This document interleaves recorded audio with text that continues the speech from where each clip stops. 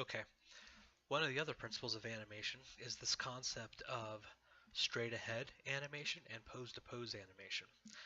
Straight ahead animation would be as if we were to just take the ball and animate it as if we were moving one step in front of the other, just so we would, okay, well, we want to roll it here, want to maybe squash it a little bit, stretch it out a little bit, and then move it up a little bit, and then so on and so forth, all the way down, taking it like going from right here, up to here, up to here, up to here, just going all the way down and up and over like that. That's not what we want to do. That type of animation can be rather difficult, and it's typically employed for things like visual effects, like when they were animating fire in the old 2D animation hand-drawn days. Um, or that you can get very expressive animation with straight ahead animation, but you need to be quite a bit better of an animator. It's not the easiest way to start out with. So straight ahead and pose to pose is considered a principle. So we're going to use the other. We're going to use pose to pose. So pose to pose is basically we're going to start out on the box, and then we're going to be up in the air, then we're going to bounce down to the ground, have contact, move up and down, up and down, up and down. And we'll even generalize it a little bit more. So we'll say this is where we start.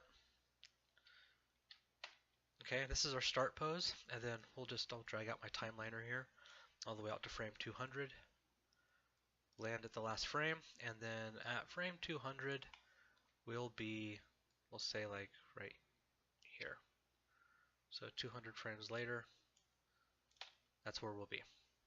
So that's pose 1 and the end pose. Start pose, end pose. So let's fill it out in between. So I only want to focus on translate X and translate Y. And I hope you guys are familiar with this graph editor down here. So X axes are always red, Y axes are always green, and blue axes or Z axes are always blue. So let's go ahead and just move it down to its first contact. Oops, we should probably pick some frames. So let's see here. We're animating at 24 frames a second right now, which is fine. We'll leave it at that for this assignment. So we want to think, okay, so in 1 second, how far can it get from the ball to the ground? Is that 1 second or a quarter of a second or half a second or third of a second? So let's just try and see what happens if we do it at frame 14. So if it takes 14 frames to get off the box and onto the ground. Okay, so right away we go down, boom, and regardless of how long that's taking, let's go ahead and let's wheel our slider back down to here. And let's see, how's our playback doing? Our playback speed is play every frame, max real time. Let's do real time. So, boom. Okay. Just thinking about the timing, that's pretty good. I'm gonna switch this to plateau here momentarily. Okay, that's not terribly helpful at this stage. Go back to interpolation. So to start, we've got this issue of it going right through there. So another principle of animation, arcs, is not only does it look strange that it's just moving in a straight line from its resting position to its first contact and it's clipping through the box, that motion is just not appealing. It's a straight line. And there's one of the principles of animation is this principle of arcs, where everything moves in an arc. So instead of our ball, so let's go to here. This is where it lands. Let's grab our grease pencil. Come here. All right, do a new one. Okay, so this is where we land. This is where we start. it just moves from here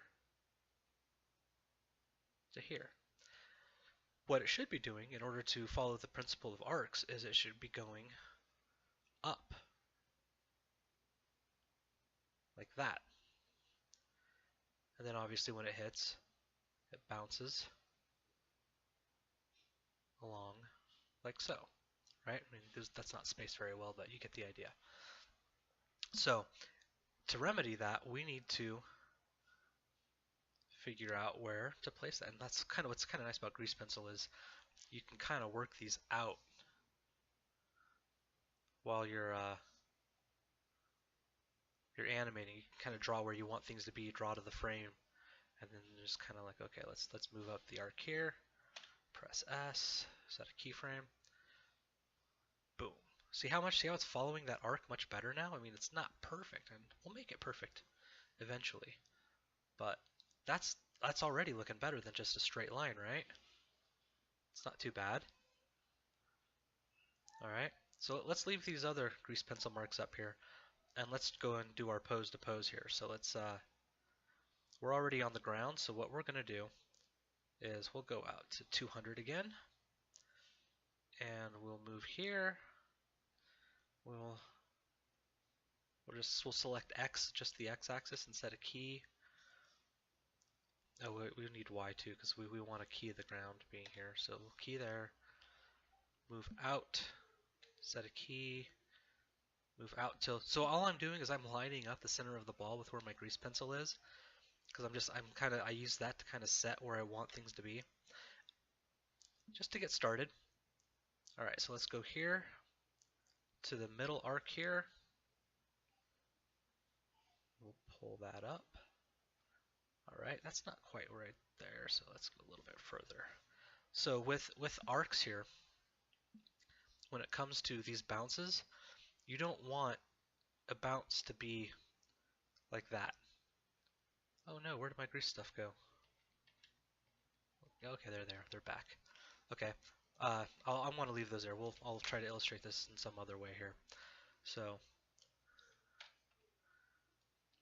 move this up and forward a little bit. Okay, boom.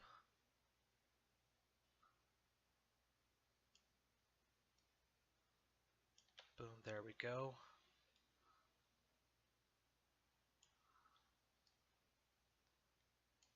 Let's go forward a little bit more. Boom.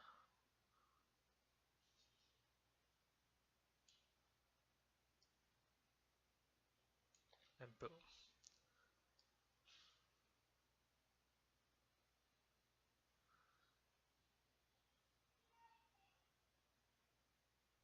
Now you see how this is moving on a little bit of a straight line, and we're breaking the arc. We'll fix that with tangent editing. We won't add any more keyframes. We'll fix that with tangent editing alone. All of them do that, yeah. And you can kind of see it here. Like if I isolate the, oops, maximize that, please.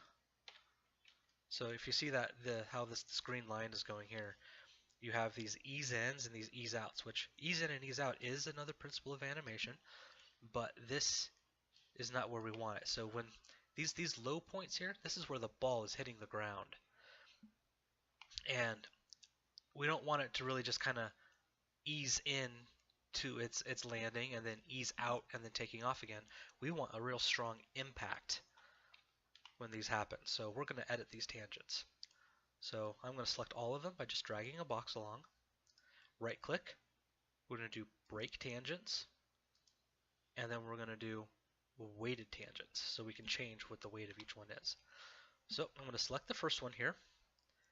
I'm going to click drag around this handle here, and then middle mouse drag, click and move that up. Make sure you have the move tool selected in your toolbar in order to do this. If I have rotate selected, I don't think it'll let me do it. Oh, it will. Maybe it was scale that yeah, if I got scale, it does weird things. Yep. So yeah, move or rotate. I prefer just to keep it on move. So I'm changing it so that it creates this little sharp indent here. So it comes down, bam, hits the ground, boom, and moves back up.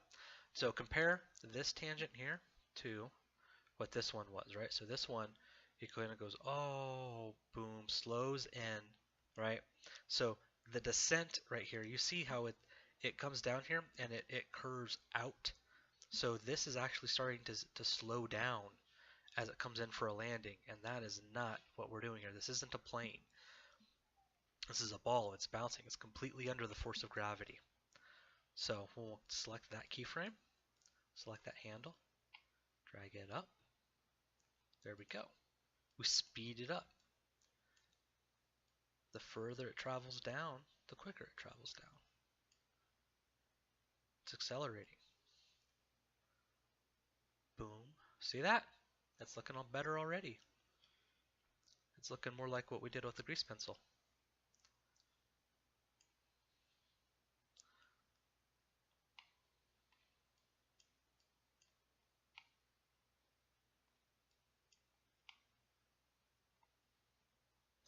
Alright, so one thing we got to watch out for here is this bounce right here, this plateaus.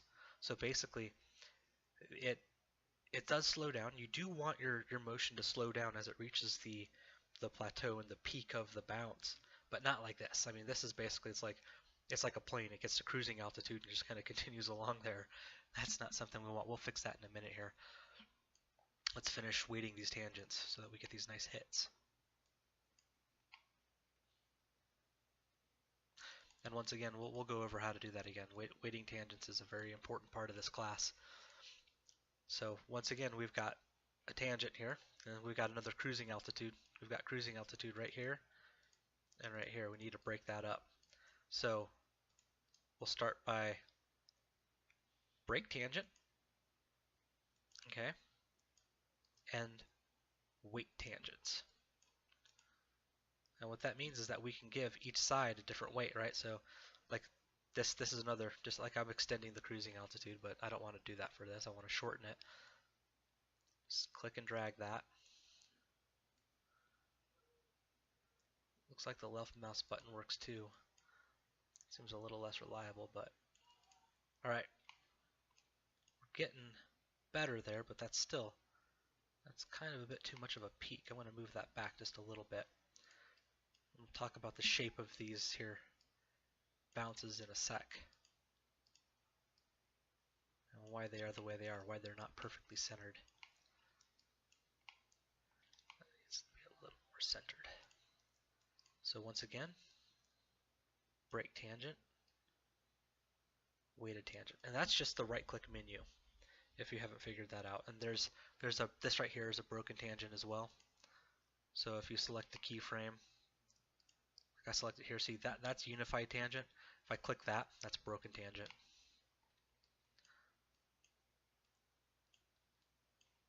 Come on. There we go. Now we're not cruising so much there. There's a little bit of a cruise over here. Looks like at 58, 59, and 60 for about 3.5 frames there. It stays at the same value, which we don't want. Yeah, always try to come in here and use these tickers, use these markers, and think about how much time that is. How much time is one frame when there's 24 frames in a second. All right, so here we are at what frame? That's 109. All right, let's leave that at 200. Let's just drag this down to 109, and let's do a. Actually, let's get rid of these grease pencils now. They've served their purpose.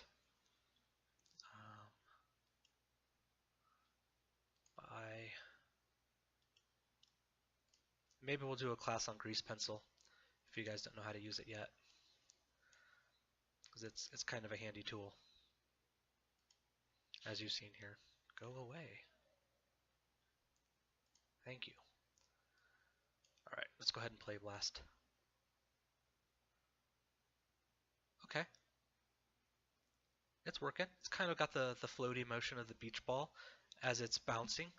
The first takeoff right there, when it takes off at the beginning, that doesn't it's going a little fast, right? Okay, so we need to do some tangent editing on that first takeoff there. So let's see here. Maybe we need to give it a little bit more time. So it's up there in 7 seconds. So we can either lower the height that it goes up, or we can give it more time. And if we give it more time, we shouldn't subtract it from the time of anything else. So we need to, if I were to just like, okay, say it takes 7 frames for it to get there, and I decided I want it to take 13 frames or so, 12 frames. I do that. Well, I just took that time out of the fall down of the fall here, so it came from somewhere. So I need to actually extend the animation. So let's make sure that we have the Y channels and the X channels selected. Select all the keyframes for the animation up to that point, and click and drag it out. Give it some room. So now, when I decide to make it take 10 or 11 frames more, or take 10 to 11 frames, it's not coming out of the time of other motions. We're going to need some more bounces. Oh.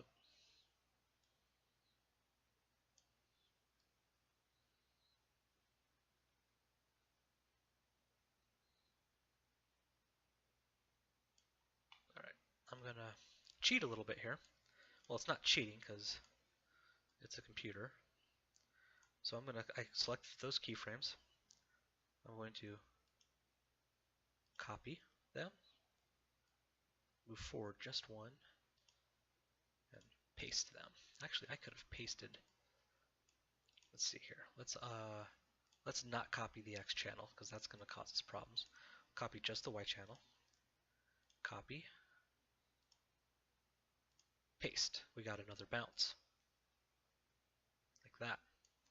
But it's an identical bounce. That's okay. I'm going to show you another trick. So I'm going to go ahead and I'm going to do it again. I'm going to paste again. Move up. Paste again. Alright, so now we got 3 or 4 more bounces there. So yeah, we got 4 bounces here. So I'm going to go ahead, I'm going to draw a box around the top keys here. I'm going to draw a box around the key here, the last key on the last contact. And actually, let's do this first. Let's draw a box around all these guys here first. Boom, boom, up here. Okay. All right, and then we're going to use the lattice. So this keyframe lattice, mine has its, see if I reset the properties, right? So this keyframe lattice is what yours probably looks like. So we've got 3 rows and 3 columns. So let's change that to 2 rows and 2 columns for a little bit of proportional working here. So we'll then select, come back here please.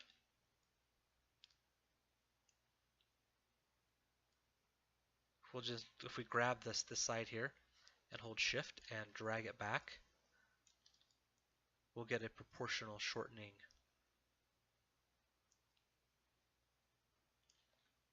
Actually, maybe we do want three rows there. Nope, we want 3 columns. Alright, so, darn it.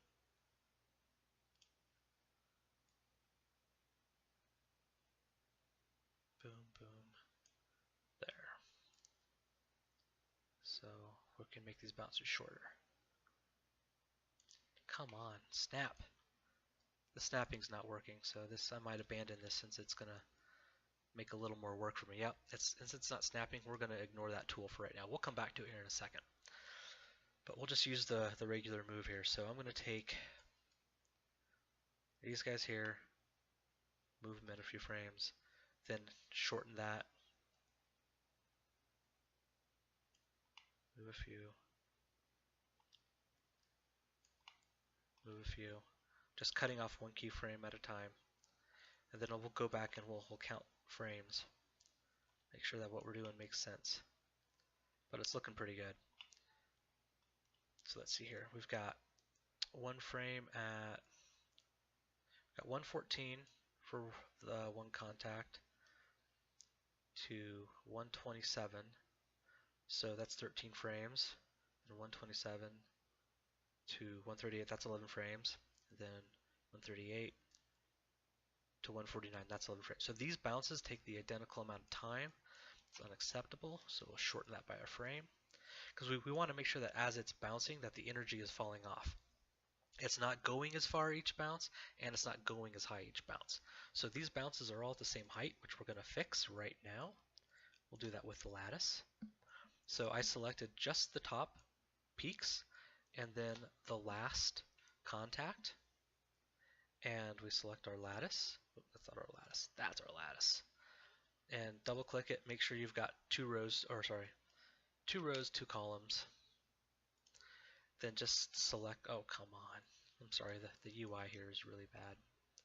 And then just drag that down, right? It makes a nice triangle, right? All right, so as you see, that messed up our tangents, right? And this guy didn't seem to go along for the right either.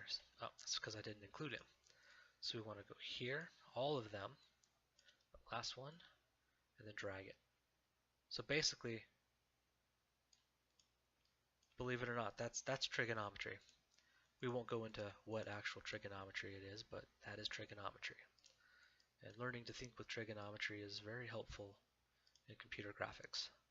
Alright, so we want to drop the lattice, press Q, just get your regular old manipulator back, and start to reweight your tangents. Watch out for cruising altitude type of scenarios. Try and make these as smooth as you can, and recapture that. You want this keyframe at the top to be the highest point. If you look at the way the tangents are currently, the keyframe sits below. The keyframe's at 122, and it's at a lower height.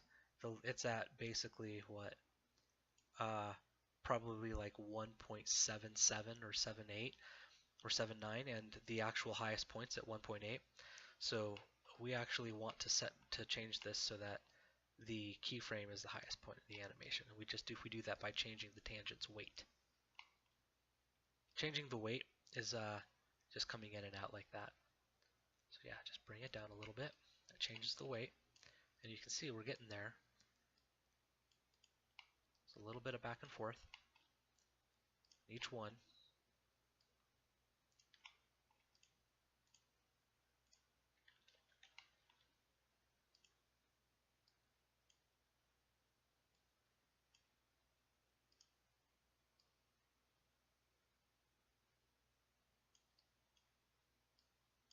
All right. Changing the weight. So this one here, do you see how this weight is coming way out there, and it's making this curve? And what's this weight doing, right? You can change the curve as well. So these guys are completely out of sync.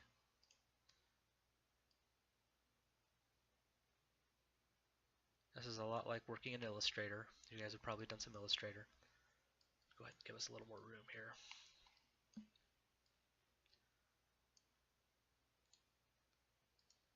Sorry, I should have probably done that earlier.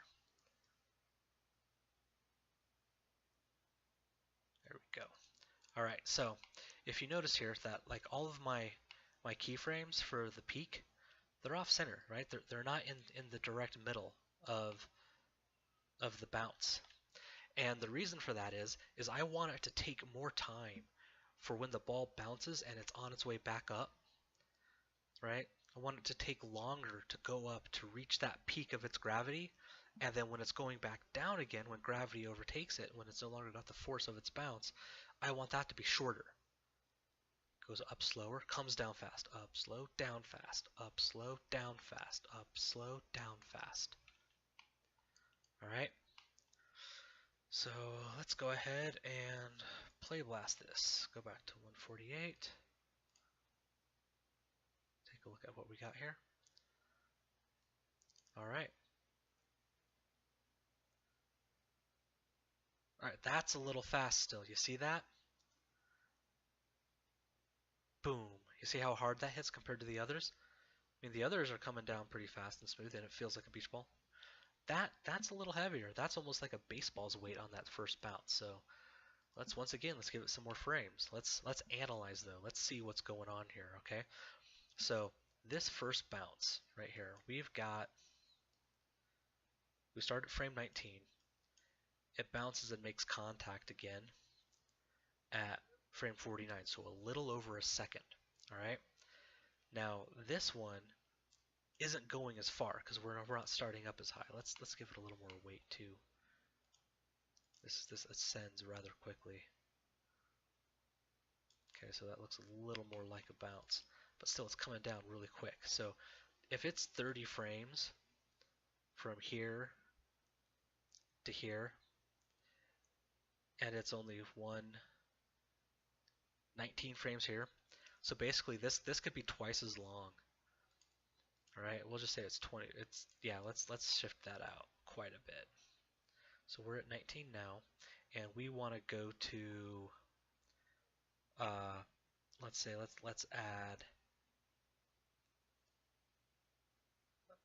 go to 29 for now, and stretch that back out so we get everything in there. Play blast again.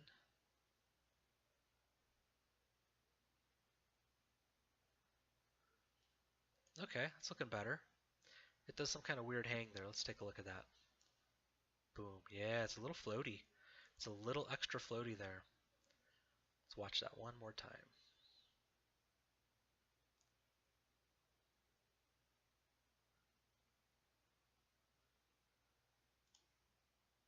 All right. So I think I'm going to zoom in real close here and analyze this. So basically we've got 11 and 12 are very close to being in the same value.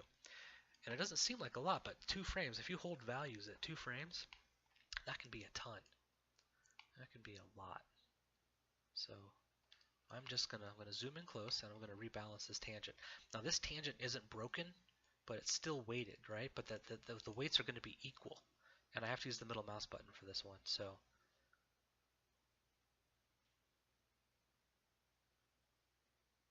as I move one side, the other side moves in conjunction with it. All right, got my doubts, but let's see what happens.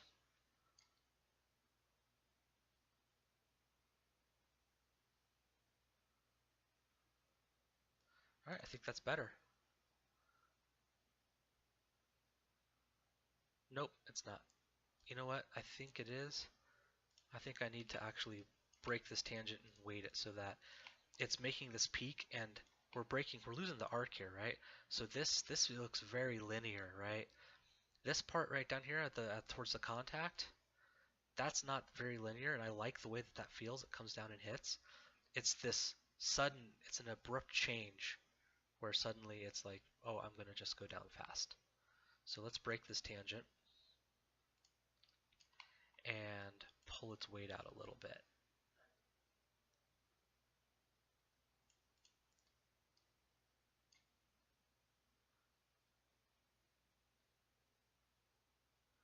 Alright, still feels floaty and it's snapping there. Let's check and see if there's anything funny happening on the X. Ah, look at that. There's a speed change on the X-axis, so we're getting a velocity change. It's not going at the same speed. Basically, it goes up at one speed, and then it drastically changes speed when it goes down. So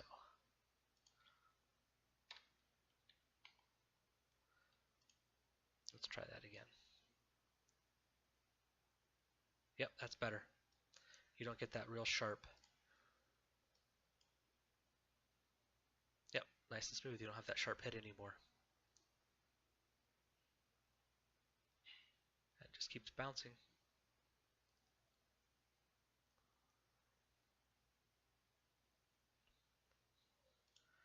Okay, let's look at adding some squash and stretch next. Or maybe we'll look at adding some hold on yeah, let's try adding some hold real quick. So these guys here, boom, boom, boom. Let's do it on X as well. But we don't really have a lot of corresponding on X. Let's see here what we can do. If I go here, just key, yeah. So I'm going to go through and I'm going to check every contact point and make sure that there's a corresponding value, keyframe value on X, because we're going to need it for these holds. And what we're going to do is we're adding holds. I can delete the hold here. We don't need that, or the key there. We're adding hold to emphasize the ground hits. Getting set up to do that. See, the velocity is changing a little bit. Small changes in velocity. So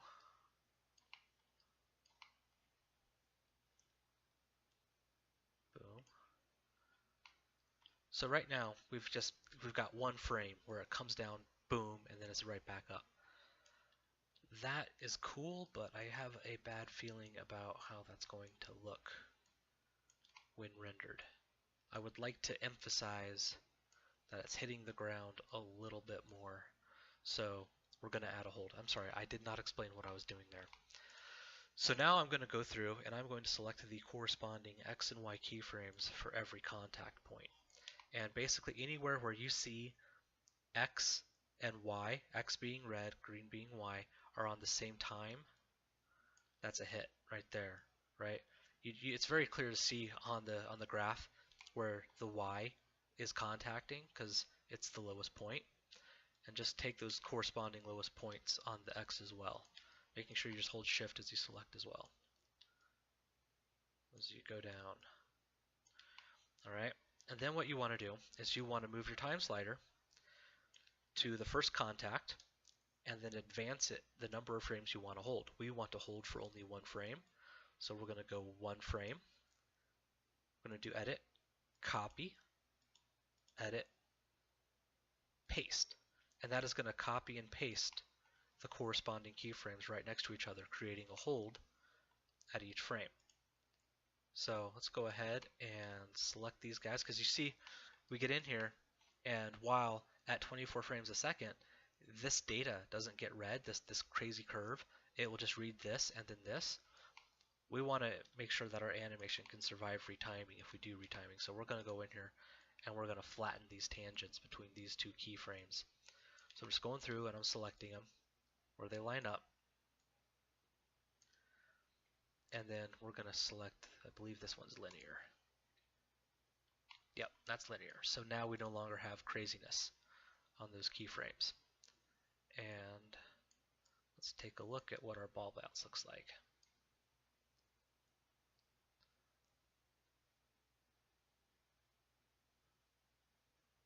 All right. It's a little sharp. We might undo this. We may decide that we don't want this. We can always come back and add it later.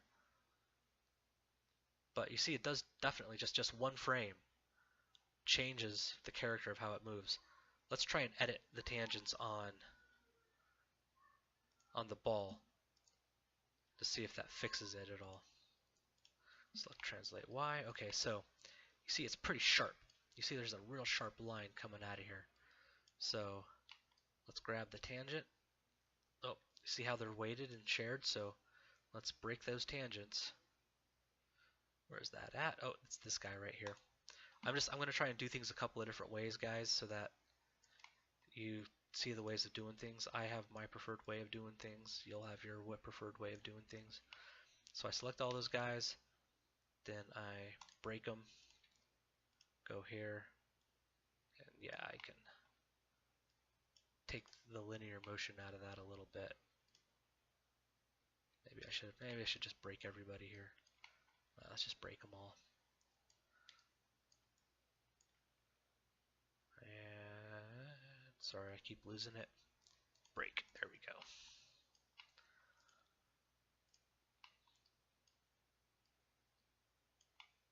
Up we go. Up we go. So we want to recover some of that, recover those arcs that got lost. We lost our arcs a little bit. Oops.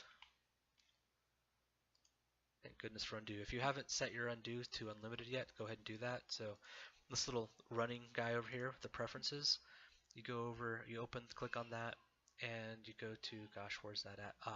It's under settings, all the way down here at undo. Turn that to infinite. That will save you. That was one of the nice things about Maya when it first launched, was the unlimited undos.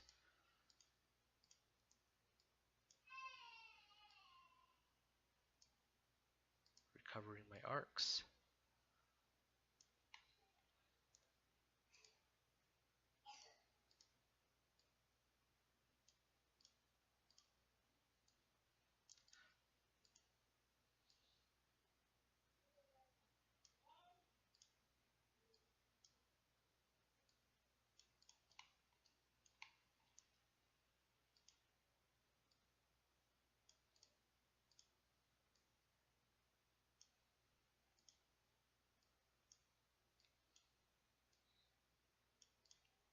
All right.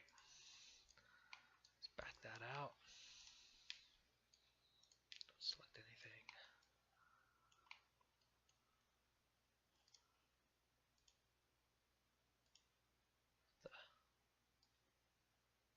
All right, there we go.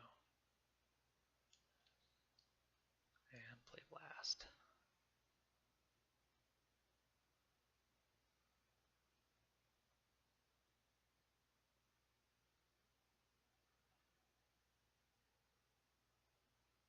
Okay.